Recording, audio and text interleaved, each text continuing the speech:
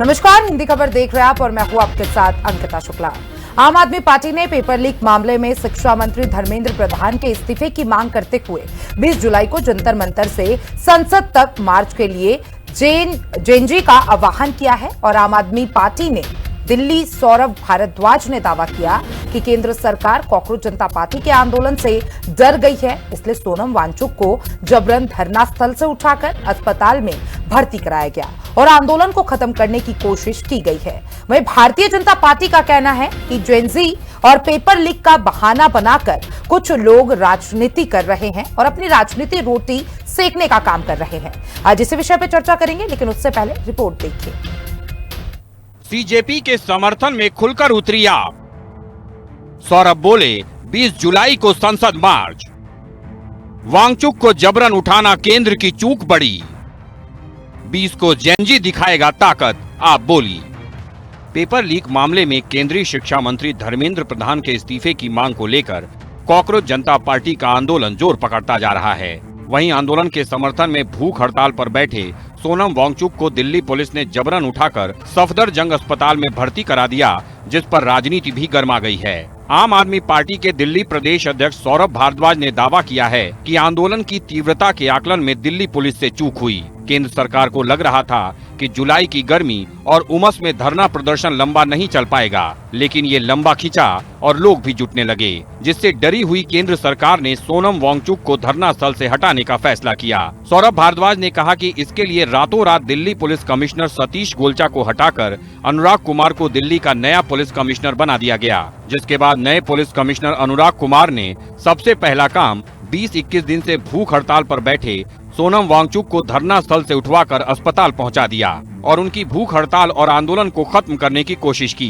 सौरभ भारद्वाज ने कहा कि केंद्र सरकार यहां भी मात खा गई और आंदोलन लगातार जारी है।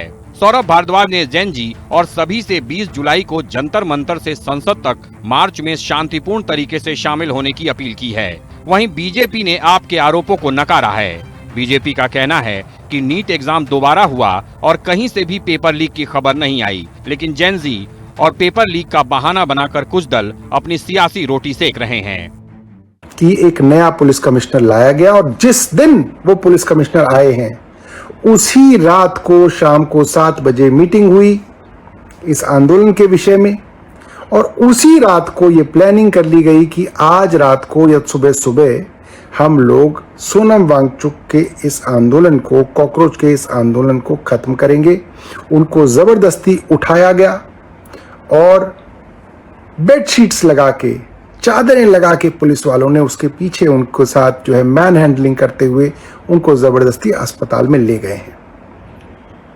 मगर एक बात साफ है, जेएनजी जो है उससे ये सरकार डरी हुई है और मैं इस जेएनजी को बताना चाहता हूं, ये एक बड़ा मौका है। शांतिपूर्ण,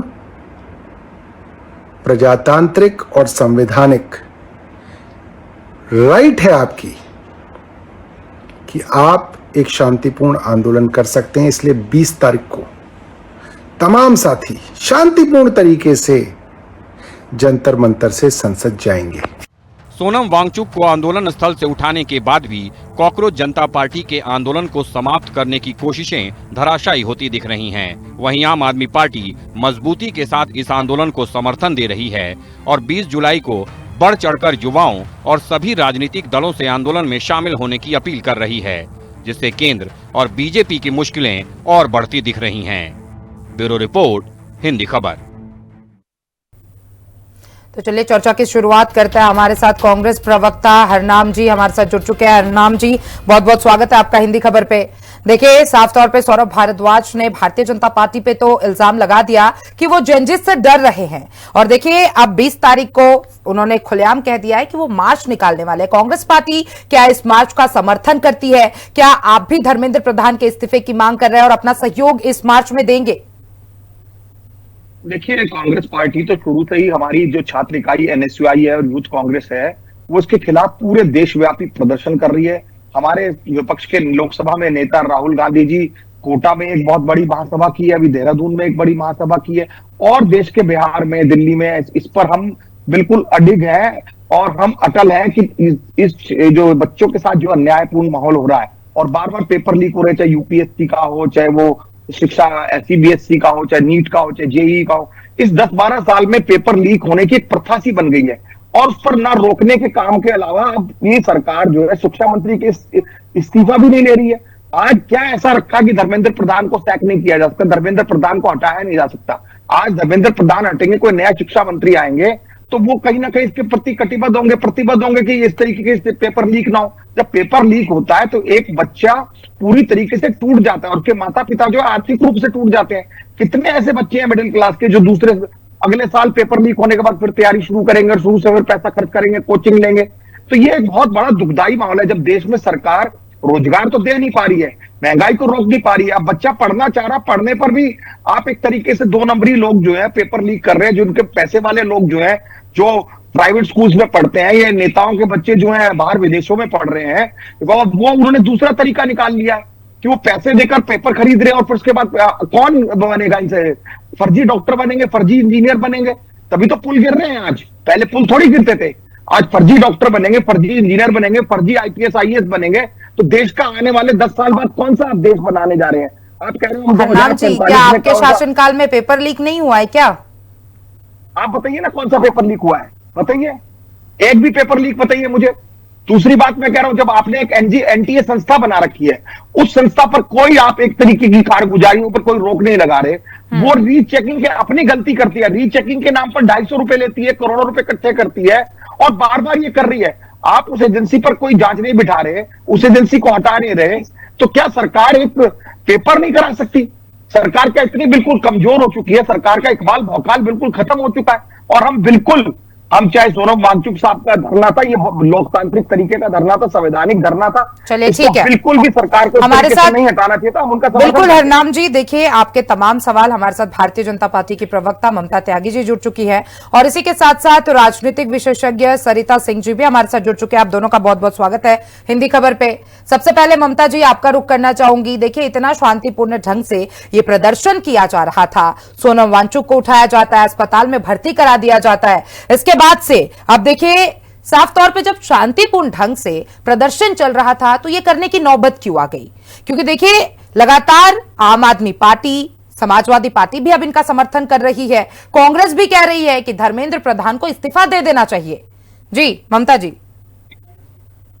नमस्कार अंकिता जी, आपके सभी दर्शकों को नमस्कार, वंदे मातरम, जय हिंद। और अपनी बात आरंभ करने से पहले मैं आपको स्क्रीन पर एक पिक्चर दिखाना चाहूंगी, उम्मीद करती हूँ आप देख पा रहे हो, तो आप समझ जाएंगे कि धरना क्या है और ये कांग्रेस जनता पार्टी, कॉकरोच जनता पार्टी है क्या चीज। ये जो सीजीपी की आड़ में हो रहा है और मंच पर बोला जाता है कि नाम रहेगा बस अल्लाह का, वहां पर सीता माता के लिए अभद्र भाषा का प्रयोग किया जाता है। ये जो धरने के नाम पे राजनीति, देश विरोधी, सनातन विरोधी, हिंदू विरोधी एजेंडा चल रहा है, इसे देश की जनता बहुत अच्छे से समझ चुकी है। रही बात सोनम वांगचुक की, सोनम वांगचुक उनको कोई गिरफ्तार नहीं किया गया। जब उनकी तबीयत खराब है, उनको एक अस्पताल में भर्ती किया गया, जिससे उनकी हालत और नाजुक ना रहे, उन्होंने मेडिकल फैसिलिटी प्रोवाइड की गई। अभी मैंने जब ये शो ज्वाइन किया अंकिता जी, तो लगातार कांग्रेस प्रवक्ता कह रहे थे हमारे समय में तो कभी घोटाले होते ही नहीं थे, इनके समय में तो कभी पेपर लीक होता ही नहीं था। मैं अपना एग्जांपल बता देती हूँ और बाकी लोगों का भी बता दूं। जो 90s के दशक के थे, वो बेचारे बच्चे क्या करते थे, जब हम अपने बचपन में थे और हमने एमबीबीएस एंट्रेंस दिया, बीएचयू का अलग फॉर्म भरते थे, एम्स का अलग फॉर्म भरते थे, सीपीएम अलग भरते थे, ऑलरेडी अलग भरते थे। घोटाले हुए ममता जी, देखिए कांग्रेस शासनकाल में कौन से घोटाले हुए वो विषय चर्चा का नहीं है, लेकिन शांतिपूर्ण ढंग से ये प्रदर्शन किया जा रहा था आम आदमी पार्टी द्वारा। आपके पार्टी से कोई मुलाकात करने नहीं पहुंचा सोनम वांगचुक से? क्या आप लोगों ने एक बार आपके पार्टी से, या आपके इतने मंत्री हैं, किसी ने बातचीत करने का प्रयास किया? क्या किसी ने सोचा कि उनकी जो मांग है उस पर विस्तार से चर्चा की जा सकती है? अगर अंकिता जी ये धरना प्रदर्शन वाकई में नीट छात्रों के लिए और देश की जनता के लिए, देश के युवा के लिए होता तो डेफिनेटली बात होती, पर ये देश की युवा, देश की नीट के छात्रों की आड़ लेकर जो देश विरोधी, सनातन विरोधी जो एजेंडा चलाया गया है, ये वो दिखाता है लोगों की मानसिकता। और जो नीट के छात्र हैं, न जाने एक पेरेंट के लिए तो वहां आकर इनके अभिजीत के ऊपर शाही भी डाल दी। क्यों? क्योंकि उन्होंने कहा कि नीट के छात्रों के आड़ लेके आप कर क्या रहे हैं, आप तो अपने पॉलिटिकल एजेंडे से कर रहे हैं, आपको इससे कोई मतलब नहीं है कि नीट के छात्रों का क्या हाल हो रहा है। तो इनके दांत दिखाने के हो रहे हैं, खाने के कुछ हो रहे हैं, इनका पीछे का मंशा कुछ हो रहा है। अभी जो मैंने पिक्चर दिखाई उसका फोटो दिखाने का पर्पज भी ये था। सीजीपी आम आदमी पार्टी की बी टीम है जो इसके लिए काम कर रही है और अभिजीत दीप लगातार उसके लिए काम कर रहे हैं और इसलिए सोनम वांगचुक को मोहरा बनाया जा रहा है और एक फेस डेवलप किया जा रहा है। चलिए ठीक है, हमारे साथ आम आदमी, ममता जी, आम आदमी पार्टी के प्रवक्ता भी हमारे साथ जुड़ चुके हैं, राजीव चौधरी जी। राजीव जी, बहुत बहुत स्वागत है आपका। राजीव जी, जिस तरीके से ममता जी की बातें आप तो सुन ही रहे होंगे, कह रही है वो कि सोनम वांगचुक को केवल एक मोहरा बनाया जा रहा है और कॉकरोच जनता पार्टी आप ही की पार्टी है क्योंकि अभिजीत दीपके आप ही के लिए काम किया करते थे। जी देखिए अंकिता जी, इन्होंने बार बार एक फोटो दिखाया और उस फोटो के आधार पर ये कह रहे हैं कि कोई किसी के साथ जुड़ा हुआ है। नरेंद्र मोदी जी की बापू आसाराम जी के साथ, जो कि बलात्कार के केस में जेल में बंद है, अनेकों फोटो हैं। नरेंद्र मोदी जी की नीरव मोदी के साथ, जो कि देश से भाग गए हैं, देश के भगोड़े हैं, उनके साथ अनेकों फोटो हैं। तो चंदा चोर पार्टी के जो प्रवक्ता यहाँ बैठकर ये दलीलें दे रहे हैं, वो दलीलें बिल्कुल बेबुनियादी और बेआधार है। देखिए, अगर देश का स्टूडेंट अगर आंदोलन कर रहा है तो ये उसको कह रहे हैं कि वो देशद्रोही है। अगर जो किसान जब आंदोलन कर रहे थे तो वो खालिस्तानी थे। अभी थोड़े दिनों पहले यूपी में नोएडा में मजदूरों ने आंदोलन किया, हड़ताल की, तो उनको लिंक पाकिस्तान से बता दिया गया। अगर देश का आदिवासी कोई आंदोलन करता है तो वो नक्सली हो जाता है। ये इनका एक पैटर्न है जो कि जनता बिल्कुल पूरे तरीके से समझ चुकी है। छोड़ दीजिए एक बार के लिए कि उस मंच पर कौन आया कौन नहीं आया। उस मंच पर आने की शुरुआत अभी 4-5 दिन से लोगों की हुई है, लेकिन पहले 15 दिन तो सोनम वांगचुक जब आप बैठे हुए थे तो क्या सरकार की तरफ से कोई किसी तरीके का प्रतिनिधिमंडल उनसे मिलने के लिए वहां पर पहुंचा? सवाल ये हो रही है कि 20 छात्रों ने आत्महत्या कर ली, क्या सरकार की जरा सी भी संवेदना उन परिवारों के प्रति नहीं है? एक आंदोलन चल रहा था, एक आंदोलन में कोई, मैं तो कहता हूँ इन्हीं के अगर कुछ कह देते हैं उसका की बातें यहाँ पर करते हैं। जो मूल कारण जिस वजह से वो आंदोलन शुरू हुआ, वो आंदोलन शुरू क्या सरकार इतनी संवेदनहीन हो गई है कि सरकार का एक बुजुर्ग जिसके अनेकों पेटेंट है, जिनको की अंतरराष्ट्रीय ख्याति प्राप्त और रोमन मेट्स से प्राप्त हो रखा है, उससे बातचीत करने में भी सरकार को दिक्कत हो रही है। सरकार आती है, अपना कोई प्रतिनिधिमंडल भेजती और ये कहती कि चलिए जी, जो भी आपके सुझाव है हम उनको समझने की कोशिश करते हैं, आप कम से कम अपनी भूख हड़ताल तोड़ दीजिए। लेकिन ये चंदा चोर पार्टी का अहंकार देखिए आप, इतना बढ़ गया है कि कोई भी व्यक्ति अगर अपनी मांग को लेकर किसी भी तरीके का सरकार का प्रदर्शन के खिलाफ प्रदर्शन करता है तो उनका पहला स्टेप क्या होता है कि वो उसको जो देशद्रोही घोषित करो। इस तरीके से ये शुरुआत में एकदम जनता को बेवकूफ बनाने में कामयाब हो गए, लेकिन ये बार चलने वाला नहीं है। जब इनका पार्टी से हिसाब मांगा गया चंदा चोरी के, तो इनके जो सांसद तो क्या कह रहे हैं कि चंदा देने वाला हिंदू, चोरी करने वाला हिंदू, तो किसी और को क्या लेना देना। इनके यूपी के जो विधायक है वो ये कह रहे हैं जिसने चंदा से नहीं दिया होगा वो उसी का चंदा चोरी हुआ है। या इन्होंने कोई मीटर बनाया है शरीर के अंदर कि कौन जो श्रद्धा से दे रहा है कौन नहीं श्रद्धा से दे रहा है। ये बेबुनियाद बातें करके इस तरीके की चीजों से घुमाना चाह रहे हैं। हमारा सीधा सा ये सवाल है, ठीक है राजीव जी, किसकी क्या होगी? जवाबदेही किसी की तो तय होगी ना। इससे पहले तो नहीं है कि देश में आंदोलन नहीं हुए, इस देश में पहले भी आंदोलन हुए हैं। सरकार आंदोलन के जो लोग थे उनसे बात की, तो बातचीत के नाते कुछ ना उसका सोल्यूशन निकाला गया। चलिए ठीक है, सरिता जी का रुख करना चाहूंगी, राजनीति विशेषज्ञ के तौर पे हमारे साथ जुड़ी हुई हैं। सरिता जी, आप किस तरीके से देख रही है इस पूरे प्रकरण को? क्योंकि देखिए, जिस तरीके से सोनम वांगचुक को उठा के अस्पताल पहुंचाया गया और इसके बाद से लगातार आम आदमी पार्टी भारतीय जनता पार्टी पे हमलावर है और 20 तारीख को मार्च भी निकाला जाएगा। जी जी बिल्कुल, आप जो सवाल कर रहे हैं ये सवाल वाजिब है अंकिता जी। जहां पे आप देख रहे हैं कि ममता त्यागी जो है वो बीजेपी के जो कमियां हैं जो नीट के छात्रा के साथ हुआ शायद उनको अनदेखा कर रही हैं और उनकी कमियों को कहीं ना कहीं वो लिपापोती करके बोल रही है। ये जो पेपर लीक है, मैं कहूंगी कि ये सिस्टम की सबसे बड़ी नाकामी है, जहाँ पे आप देखेंगे कि लाखों छात्रा का जो है वो भविष्य बर्बाद किया गया है। और ये बर्बाद करने के बाद भी लोकतंत्र में जो आवाज उठाई जा रही है उस आवाज को दबाई जा रही है। कहीं ना कहीं सरकार जो है, आज की सरकार ऐसी हो गई है जो किसी की भी बात नहीं सुनती है और अपनी मर्जी की चीजें करती हैं। पहले भी धरना प्रदर्शन होता था और सरकारें बात सुनती थी, क्योंकि ये संविधान ने हमें अधिकार दिया है कि अगर हमारे साथ कुछ गलत होता है तो हम उसके खिलाफ आवाज उठाएंगे और सरकार का एक कर्तव्य बनता है कि वो हमारी बातों को सुने और उस पर अमल करे। ये कोई छोटी मोटी बात नहीं है जहाँ पे 20+ छात्राओं ने आत्महत्याएं कर ली है।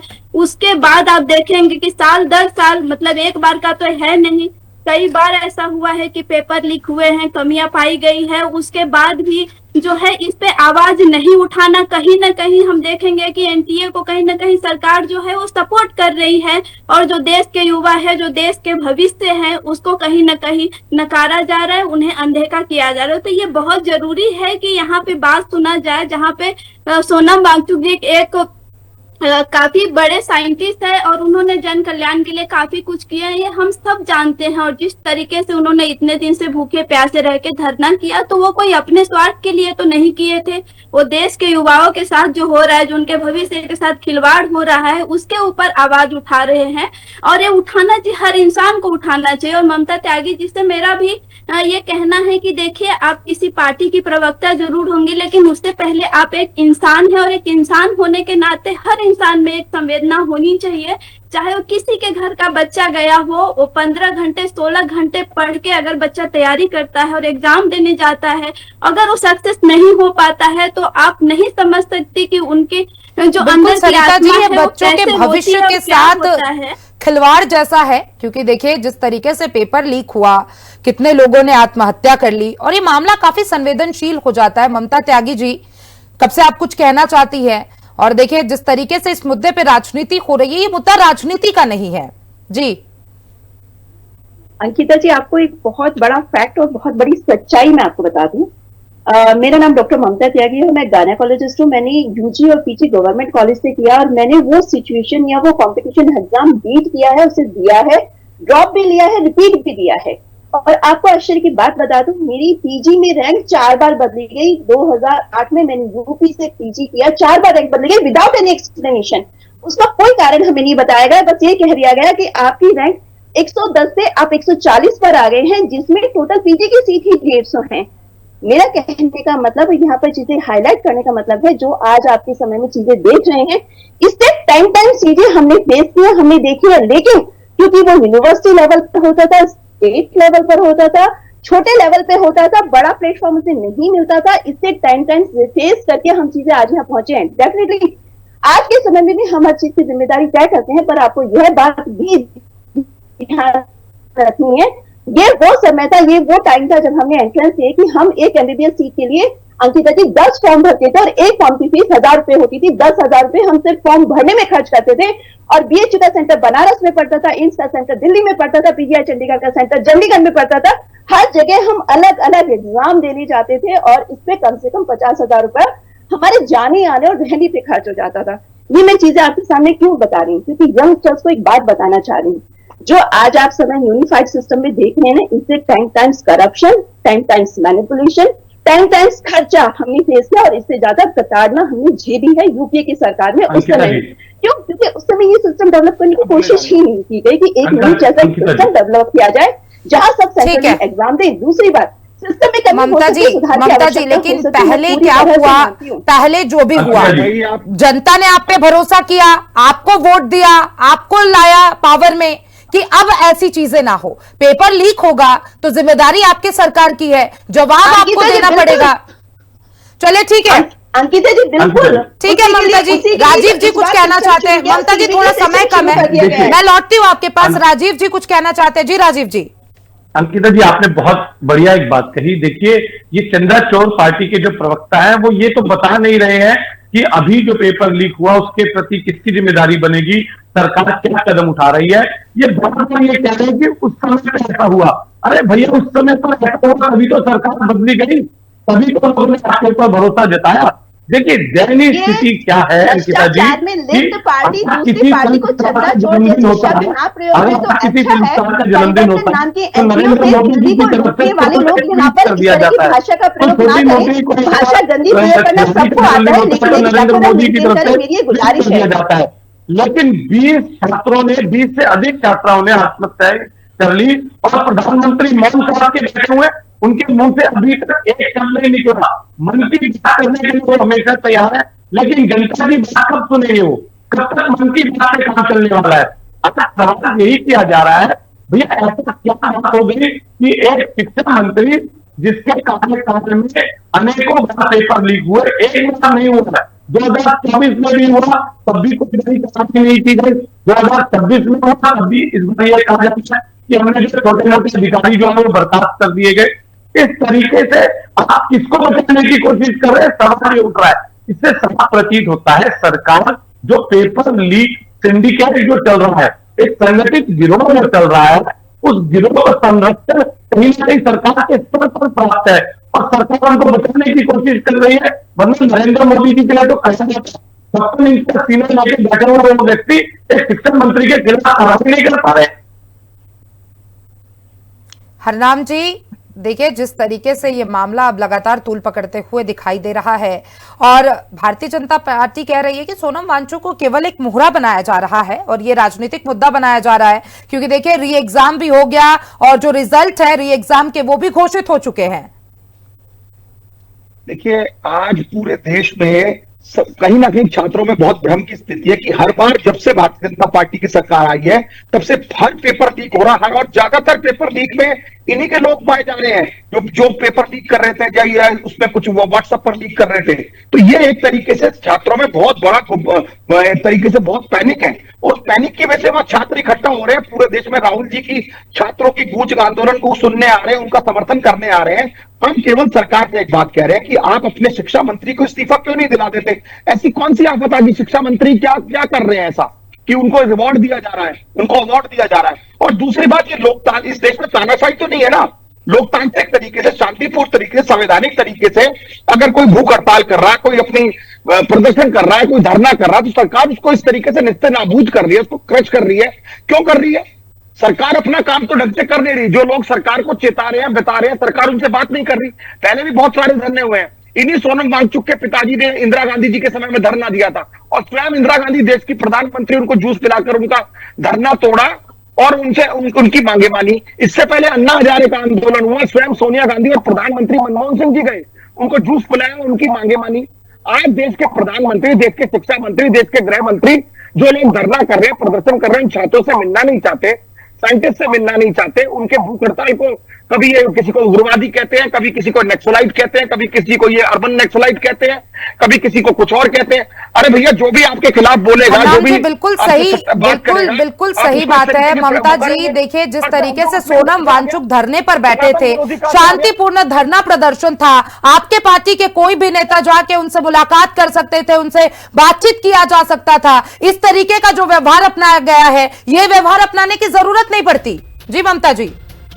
अंकिता जी, ये केवल एक धरना प्रदर्शन होता, शांतिपूर्ण धरना प्रदर्शन होता तो बिल्कुल कोई बात नहीं थी। ये धरना प्रदर्शन ही था, बस नाम रहेगा अल्लाह का शुक्र। धरना प्रदर्शन छात्रों की धरना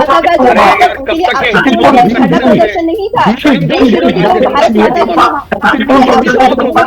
प्रदर्शन नहीं होता। और ये जो कांग्रेस पार्टी, विपक्ष पार्टी बिना बात अपने राहुल गांधी को चंपत काट के अकेले व्यक्ति को युवा कहकर छात्रों की आवाज बनाकर अपनी पॉलिटिकल ग्राउंड तलाशने की कोशिश करें। इनकी सबसे बड़ी दिक्कत ये है।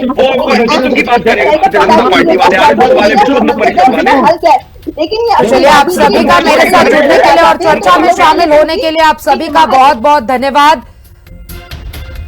तो देखिए, ये मुद्दा लगातार तूल पकड़ते हुए नजर आ रहा है और कल आम आदमी पार्टी बिल्कुल पूरी तरीके से तैयार है मार्च निकालने के लिए और धर्मेंद्र प्रधान के इस्तीफे की मांग लगातार अब जोर पकड़ते हुए दिखाई पड़ रही है। समाजवादी पार्टी भी इनको समर्थन कर रही है और तमाम विपक्षी दल आज आम आदमी पार्टी के समर्थन में उतर आया है। अब देखना दिलचस्प होगा कि कल मार्च निकलने वाला है, कल और क्या कुछ होगा। फिलहाल मुझे दीजिए इजाजत और तमाम ऐसे अपडेट्स के लिए हिंदी खबर के साथ बने रहें।